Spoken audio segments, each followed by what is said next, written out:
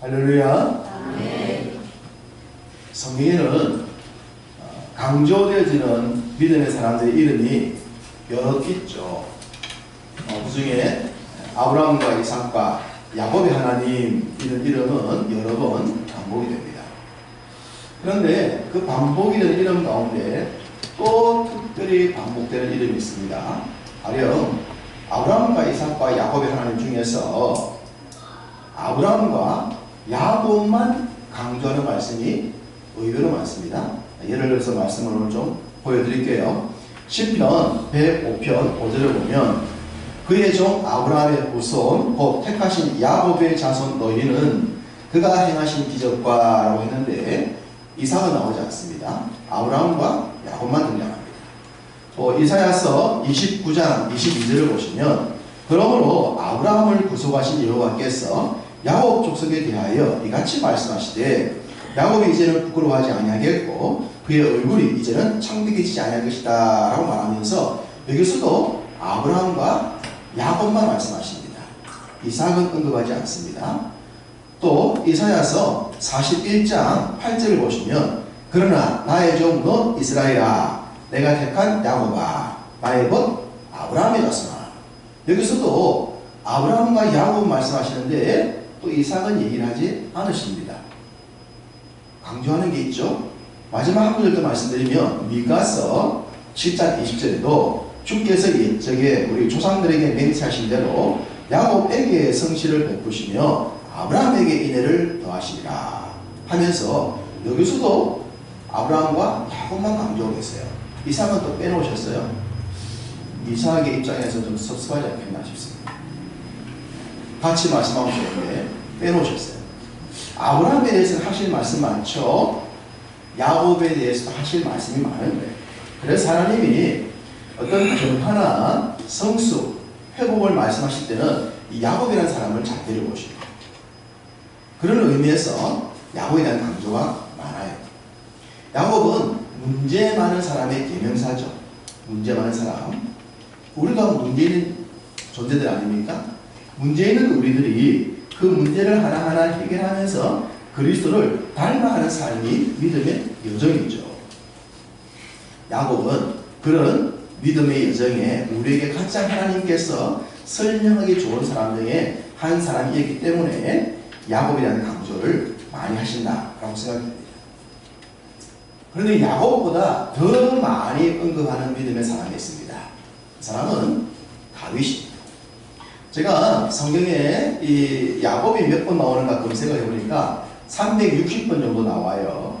그런데 그 야곱 중에는 이 야곱이 아닌 다른 야곱도 있습니다. 가령 예수님의 족보에 보면 야곱이 등장할 때 다른 야곱이 나와요. 어쨌든 대부분 300여 번의 야곱이 등장할 정도로 성경에는 야곱에 대한 얘기가 많습니다. 그러면 다윗은 몇 번이나 나올까 검색을 해보니까 약 880번 정도. 야곱하고 비교가 안 될 정도도 많이 나와요. 성경에 다윗에 대한 얘기가 굉장히 많아요. 왜 이렇게 많은가? 라고 한다면 하나님이 다윗을 그만큼 좋아하셨다. 다윗을 좋아하셨고 다윗을 가지고 어떤 것을 설명하기를 좋아하신 거예요. 그만큼 다윗이 하나님께 합했다 라고 하는 것을 생각할 수가 있는 겁니다. 오늘 본문에도 바로 다윗에 대한 얘기인데 그 다윗이 이 땅의 삶을 살면서 남겨놓은 믿음의 유산들이 참 많이 있습니다. 그 중에 빼놓을 수 없는 것 중에 하나가 수도 예루살렘입니다. 그 예루살렘, 본 이름은 여부수 사람들이 살고 있는 여부수 땅입니다.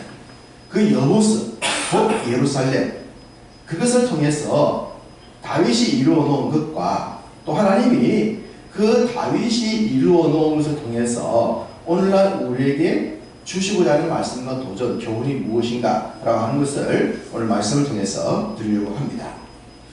제가 몇 주 전에 드렸던 말씀을 기억을 해 보십시오.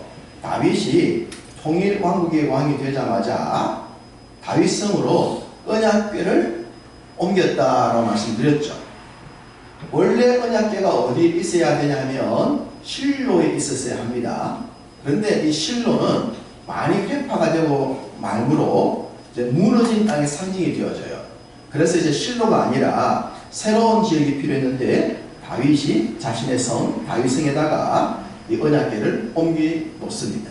자, 다윗이 언약궤를 옮길 때 아비나답 기럇 여아림에 있는 아비나답의 집에서 이 언약궤가 오랫동안 머물렀다고 말씀드렸죠?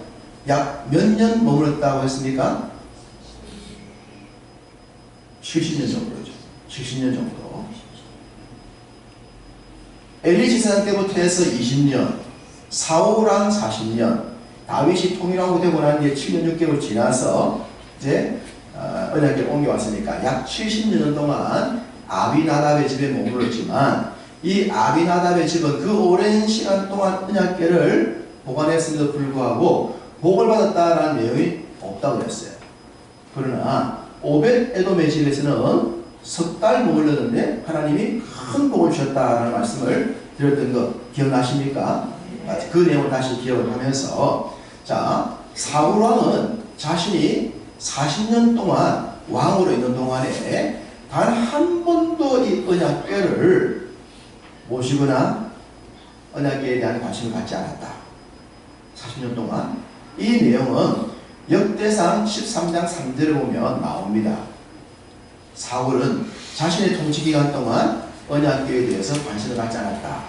이것은 사울의 중심이 하나님 중심이 아니었다는 거예요. 그가 비록 백성들의 왕이고 지도자요 절대 권력을 가졌다고 하더라도 많은 것을 가졌다고 하더라도 하나님과는 상당히 거리가 먼 사람이었습니다.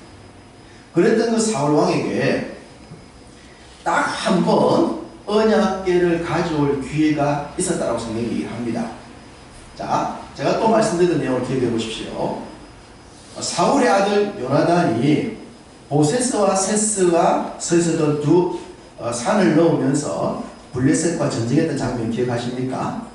보세스와 세스가 가로막아 있어서 올라갈 수 없었던 그 어려웠던 환경에 요나단이 자기 부하 한 명을 데리고 블레셋 진영으로 들어가서 그 성을 무너뜨리는 장면이 나오지 않습니까? 사울왕은 백성들이 다 숨어버리고 600명밖에 남지 않은 군사를 가지고 블레셋과 전쟁할 수가 없었는데 갑자기 저 건너편 보니까 블레셋이 찾아온 진영에서 막 문제가 일어나고 있는 것이 보였거든요. 그래서 무슨 문제가 생긴 거야? 누군가 가서 저 일을 하고 있는데 누군지 몰랐잖아요. 또 누가 나갔지? 알아보자 라고 하면서 언약궤를 가져오라고 합니다. 자, 그 장면 한번 보도록 하겠습니다. 사무엘 하 14장입니다. 우리가 펴놓은 역대상에서 밑으로 내려가면 사무엘 하가 나오겠죠. 사무엘 하 14장 18절 말씀입니다. 사무엘 14장 18절 함께 있습니다. 사울이 찾았습니까?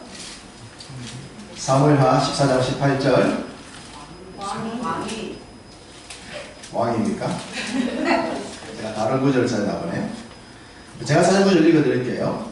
사울이 아히야에게 이르되 하나님의 궤를 이리로 가져오라 하니 그때에 하나님의 궤가 이스라엘 자손과 함께 있으리니라. 사울이 보세스와 세스에서 문제 있는 것을 보고 언약궤를 가져오라 라고 말합니다. 언약궤를 가져와서 누가 나가는가를 점검하기 위해서 언약궤를 가져오라 합니다. 만약 이때 사울왕이 언약궤를 가져왔더라면 사울의 이후의 사역이 달라지죠. 그런데 언약궤를 가져오라 했는데 전쟁이 너무 급박하니까 그냥 놔도 그러면서 거기까지 됐어요. 이때 사울이 조금 더 기다리면서 언약궤를 가져왔더라면 사울의 남은 삶은 상당히 바뀔 수가 있었다 생각되어집니다. 그럼에도 불구하고 언약궤를 가져올 것을 중도에 포기를 해버려요. 왜요? 사울의 삶을 진단해보면 사울에게는 우선순위가 급한 일이었습니다. 급한 일.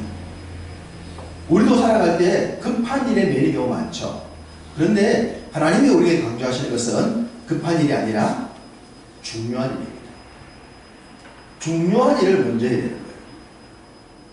중요한 일을 먼저 해야 되는데 많은 사람들은 급한 일을 먼저 합니다.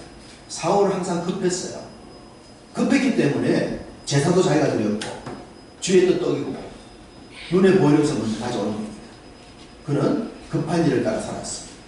그래서 그의 사울의 삶은 40년이 지나는 동안에 하나님 마음에 기쁨을 주지 못했던 겁니다. 반면에 다윗은 중요한 것을 항상 먼저 지켰던 사람이에요. 중요한 건 주님이 기뻐하시는 것, 우선순위에 따라서 이게 차이가 나는 겁니다. 이렇게 사울은 기회가 있었지만 기회를 놓치고 맙니다.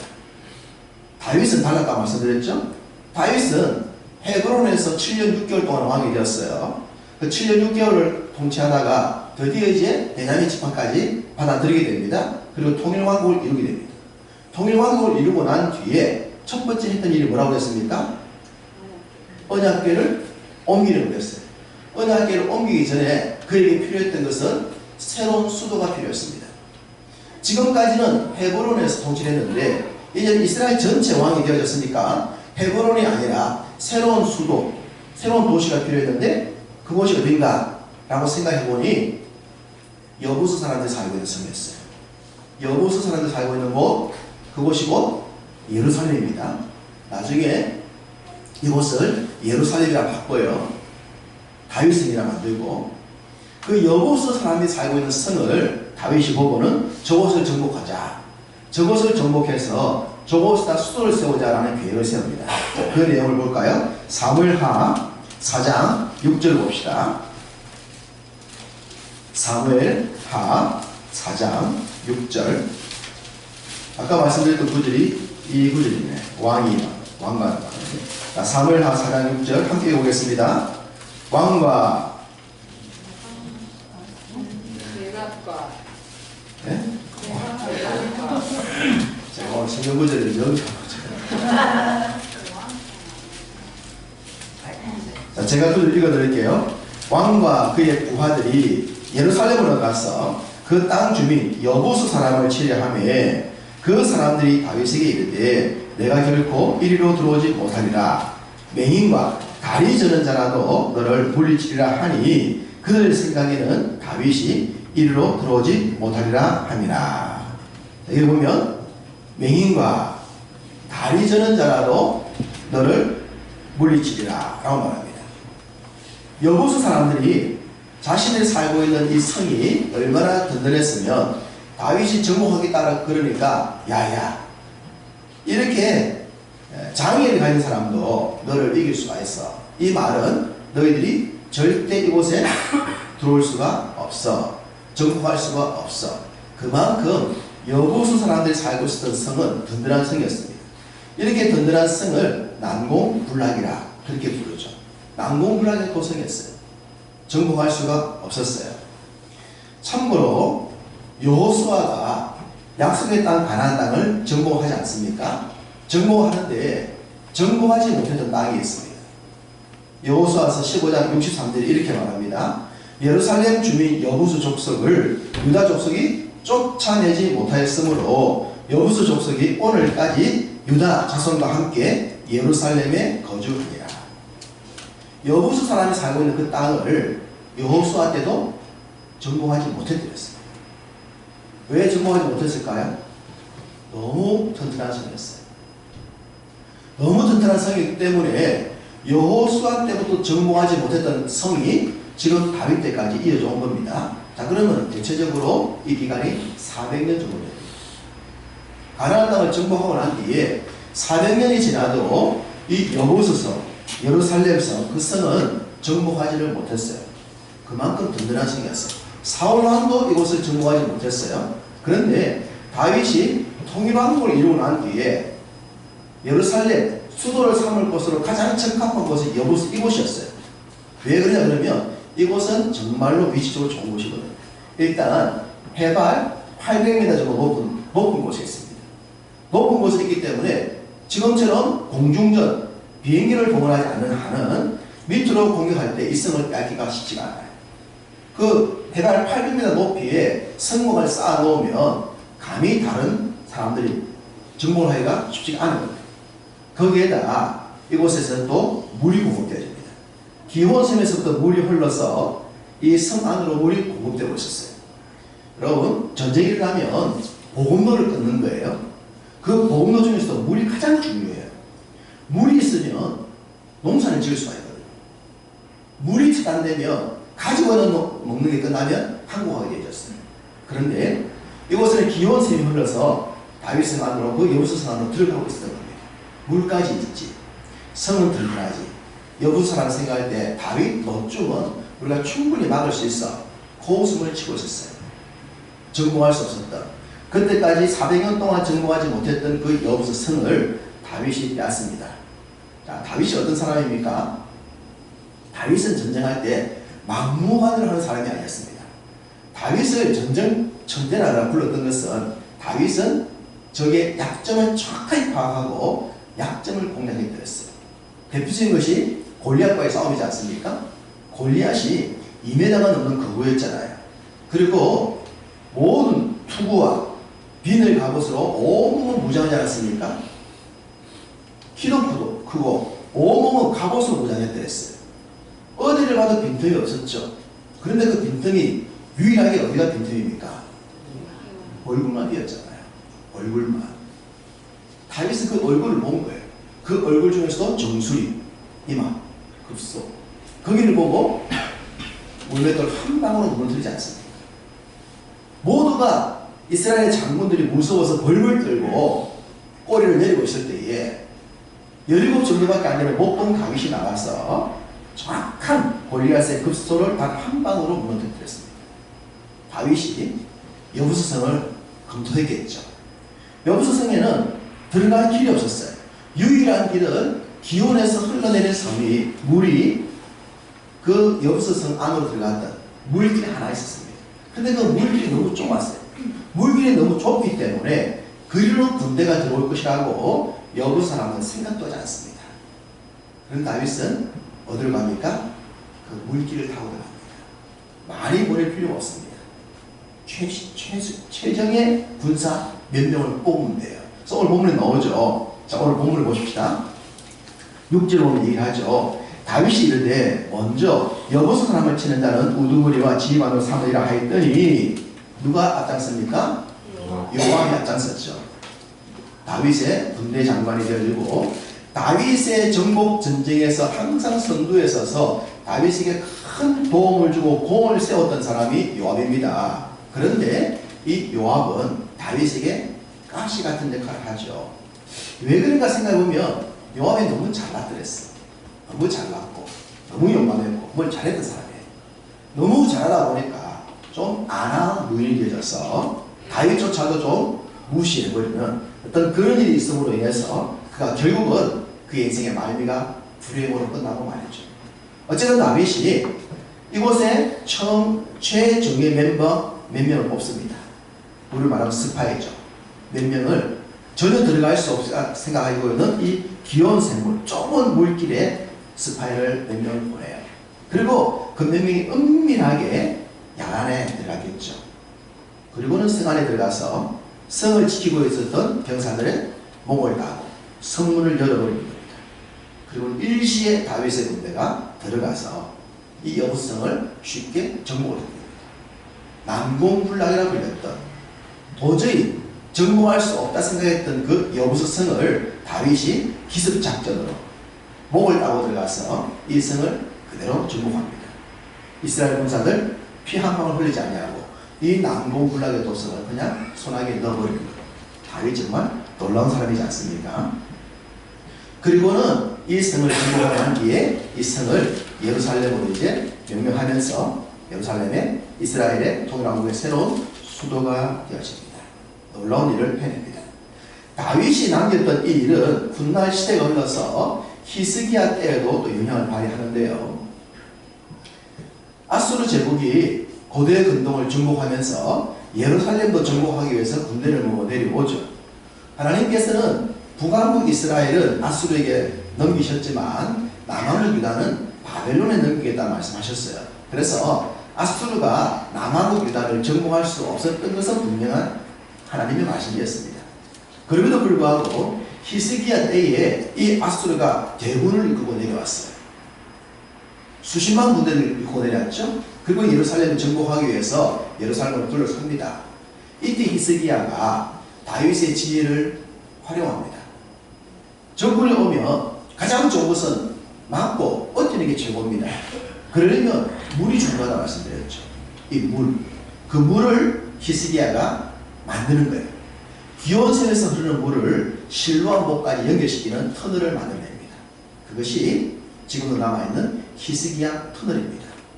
히스기야 터널이죠. 물길을 확실히 많은 양의 물이 들어올 수 있도록 터널을 만드는 거예요. 그 기온샘에서부터 예루살렘 성 안으로 물이 들어오고 실로암에다 물을 모으는 겁니다. 그리고는 기온샘을 보이지 않게 막아버리는 거예요. 밖에서 봤을 때는 성 밖에 있던 기온샘이 밖에서는 막아버리니까 아수르 군대가 왔을 때도 물이 흘러서 안으로 들어간 줄을 알 수가 없었어요. 완벽하게 예루살렘을 방어를 해냅니다. 다윗은 자신이 이 여부수성을 정복하고 난 뒤에 여부수성의 가장 큰 약점이 물길을 알고 있었죠. 그래서 그 물길을 정확하게 막아냅니다. 다윗이 그 물길을 막고 히스기야가 터널을 만들어서 물을 들어가고 난 뒤에 막은 이후에 이 예루살렘은 정말로 완벽한 난공불락이 됩니다. 이 성을 빼앗으려면 성 높이만큼 쌓아야 돼요. 바벨론이 그렇게 정복하지 않습니까?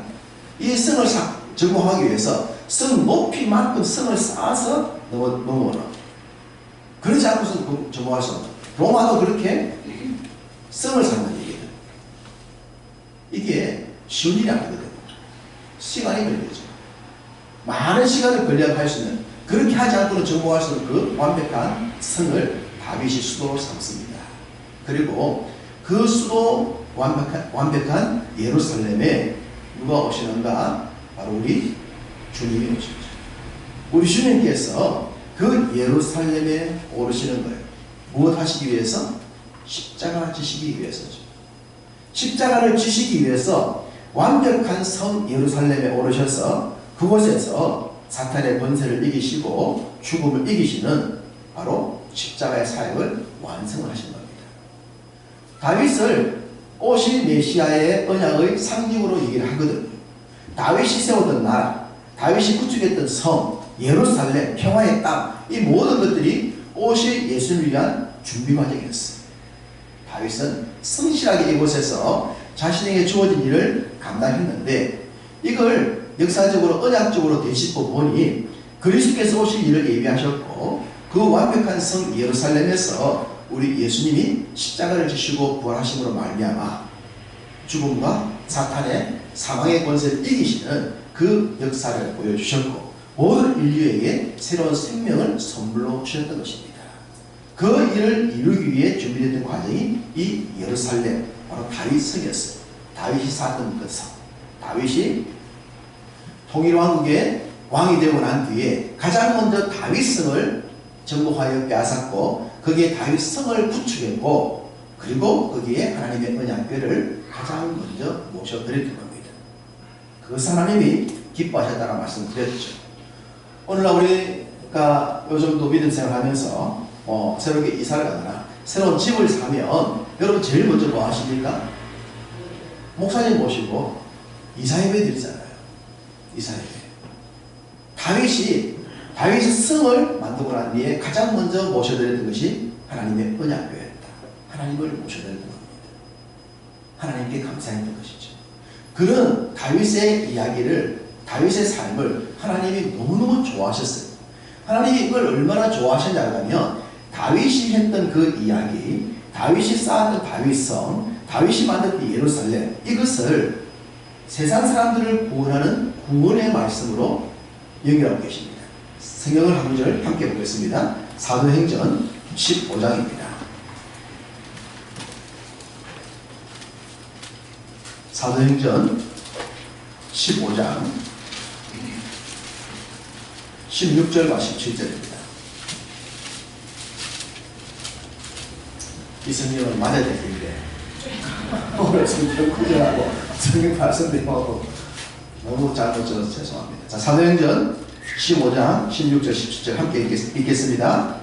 이후에 내가 돌아와서 다윗의 무너진 장막을 다시 세우며 또 그 허물어진 것을 다시 지어 일으키리니 이는 남은 사람들과 내 이름으로 일컬음을 맡은 모든 이방인들로 주를 찾게 하려 함이라 하셨으니.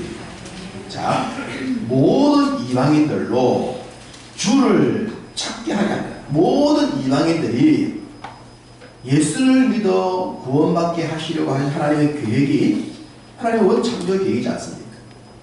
이를 위해서 하나님이 무엇을 다시 세우신다? 다윗의 무너진 장막을 다시 짓는다. 여러분, 이 다윗이 세운 예루살렘은, 지상에 세운 예루살렘은 엄밀히 말하면 이제 의미가 없습니다. 오실 예수님을 위한 준비 과정으로 끝났던 거예요. 지금 이스라엘 백성들은 저 무너진 예루살렘을 다 회복해가지고 다시 세우겠다라고 말하지만 그 무슨 의미가 있습니까? 땅 위에 세워진 예루살렘 성벽은 그런 의미가 없는 거예요. 그곳에 누가 오셨는가, 무슨 일을 하셨는가, 이게 중요하지 않습니까? 그럼에도 불구하고 오늘 말씀 보면 다윗의 무너진 장막을 다시 짓는다. 이건 무엇을 의미하느냐? 바로 모든 이방인들을 구원하시겠다는 하나님의 계획을 다윗과 함께 해결시켜 놓으신 거예요. 그리고 다윗의 성, 그 예루살렘과 연결을 시켜 놓은 겁니다. 그래서 그것을 회복하신다고 말하는 것은 모든 영혼을 예수 그리스도 안에서 구원하시는 하나님의 계획이다, 이 말씀을 주고 계십니다. 그러니 다윗이 그 당시 난공불락으로 보였던 그 여부스성을 정복하고 난 뒤에 정말로 완벽한 난공불락의 성을 만든 것은 그곳에 오실 예수 그리스도 그 사역의 완성을 위한 예표였다고 하는 것. 이것이 얼마나 귀한 사역입니까? 다윗은 자신에게 주어진 삶을 살았지만 언약적으로 저 먼 훗날 모든 영혼들을 구원하기 위한 하나님의 구원 계획까지 연결을 시켜 놓았다는 놀라운 흔적인 것을 볼 수가 있습니다. 우리가 믿음 생활하면서도 그러지 않습니까? 우리는 우리의 모든 것들이 주님의 기쁨이 되기를 원하잖아요. 우리의 믿음 생활의 결과가 나 주님의 기쁨 되기 원하네. 다 그런 삶을 살기로 합니다. 그런 삶을 살기 위해서 표들이 향해 달려가잖아요. 지난주 우리 청년들이 숫자가 4명밖에 안 되지만 찬양을 너무 멋지게 잘해가지고 참 우리가 감동을 많이 받았는데, 그 사도 바울의 고백이잖아요. 뒤에 일을 잊어버리고 앞에 일을 향하여 주님이 부르신 부름의 상을 위하여 표들이 향해 달려간다. 여러분, 2000년 전 바울을 생각해 보십시오. 바울이 표들이 향해 달려갈 때에 다윗은 가지고 있는 많은 것들을 포기하고 또 잃고 빼앗겼더랬습니다. 바울이 포기했던 많은 것 중에 하나, 가장 큰 것을 꼽으라면 로마 시민권이고 베냐민 지파에 태어난 그 귀한 혈통이지 않습니까?